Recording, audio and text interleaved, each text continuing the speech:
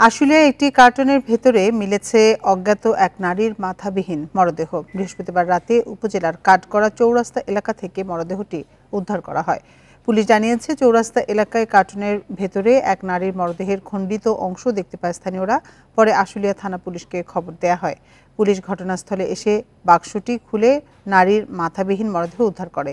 এ ঘটনায় অজ্ঞাত নারীর পরিচয় শনাক্ত ও খণ্ডিত দেহের অংশ উদ্ধারের চেষ্টা চলছে বলেও জানায় পুলিশ।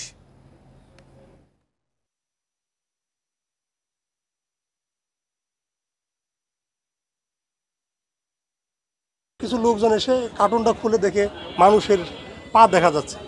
সাথে সাথে থানাকে সংবাদ দিলে থানার অফিসার ইনচার্জ সহ আর পুলিশ পরিদর্শক তদন্ত এবং থানার অন্যান্য অফিসার এসে দেখে একটা মহিলা লাশ খণ্ড বিখণ্ড এবং মাথাবিহীন একটা লাশ পায়।